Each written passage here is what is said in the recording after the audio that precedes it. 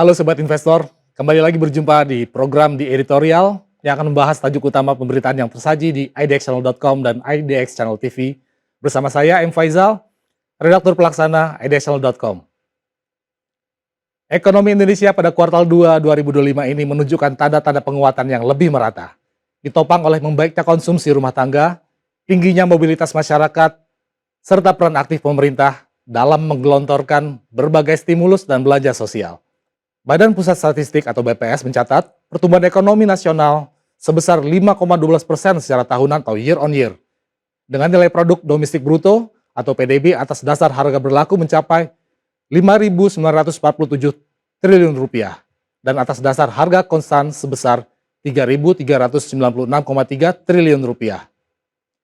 Jika dibandingkan dengan kuartal sebelumnya atau Q2Q, ekonomi Indonesia tumbuh sebesar 4,04%. Ini menandakan perbaikan yang signifikan dalam laju aktivitas ekonomi selama 3 bulan terakhir.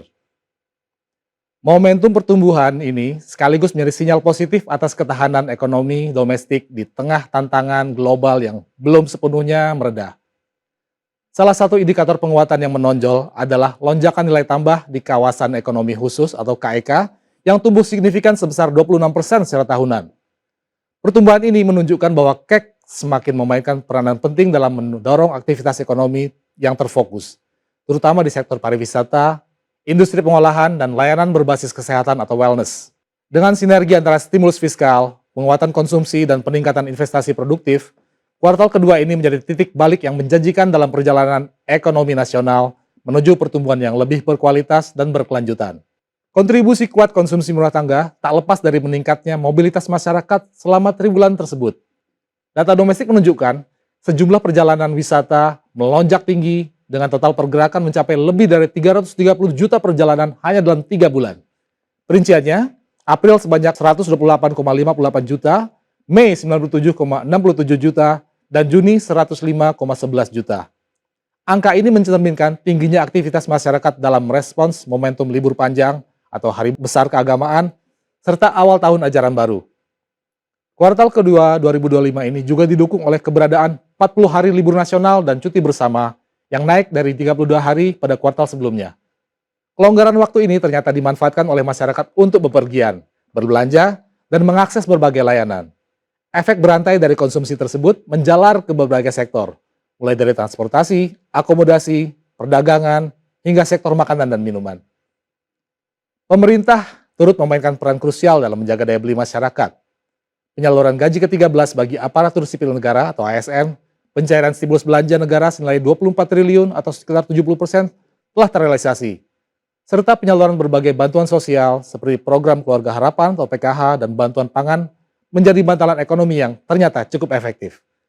Kombinasi belanja negara dan stimulus fiskal mampu memberikan ruang yang cukup bagi masyarakat untuk mengonsumsi sekaligus menjaga momentum pertumbuhan dari sisi permintaan.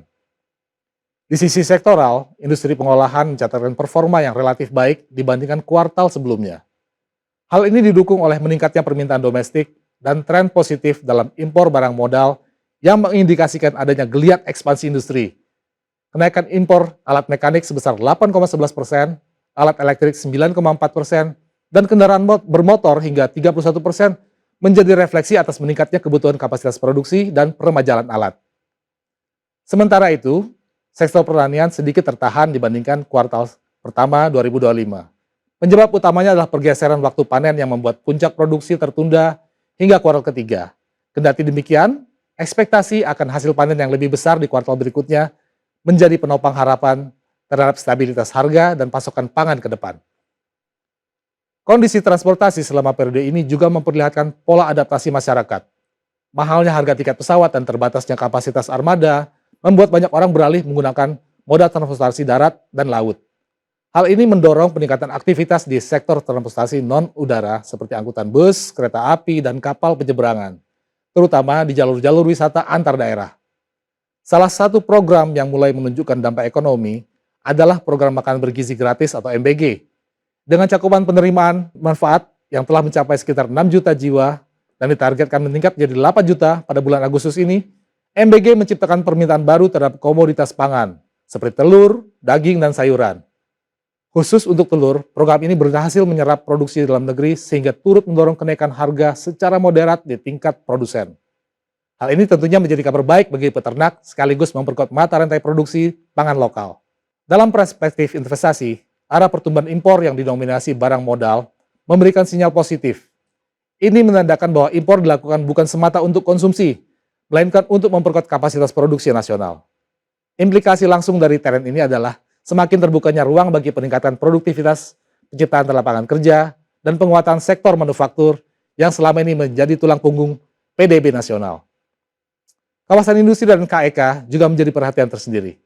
Saat ini Indonesia telah memiliki 28 kawasan industri khusus yang berfungsi sebagai katalis pertumbuhan ekonomi daerah. Kawasan-kawasan ini berperan dalam menarik investasi langsung, baik dari dalam negeri maupun juga dari luar negeri, dan memberikan insentif fiskal serta infrastruktur yang lebih siap pakai.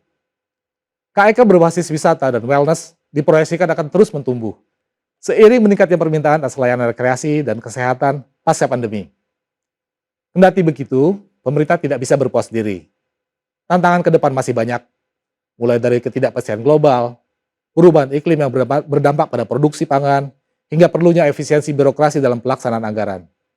Tapi kinerja positif di kuartal kedua ini harus menjadi dasar untuk memperkuat fundamental ekonomi nasional secara berkelanjutan, termasuk dengan mendorong belanja produktif, meningkatkan kualitas tenaga kerja, dan mempercepat transformasi digital di berbagai sektor. Berapapun angka pertumbuhan ekonomi kuartal kedua kemarin, masih ada orang tumbuh untuk di kuartal-kuartal berikutnya. Syaratnya tentu saja dengan landasan ekonomi yang semakin solid, peningkatan konsumsi yang berkualitas, serta arah kebijakan fiskal yang proaktif. Dengan begitu, Indonesia memiliki peluang besar untuk menjaga laju pertumbuhan hingga akhir tahun 2025. Fondasi yang terbentuk selama kuartal kedua mesti menjadi titik pijak strategis dalam mengarungi semester kedua di tengah situasi regional dan global yang terus berubah. Demikian program di editorial edisi kali ini, saya M. Faizal, pamit undur diri, pantau terus berita ekonomi, bisnis, dan pasar modal hanya di IDX Channel TV, idxchannel.com, dan media sosial IDX Channel. Sampai jumpa.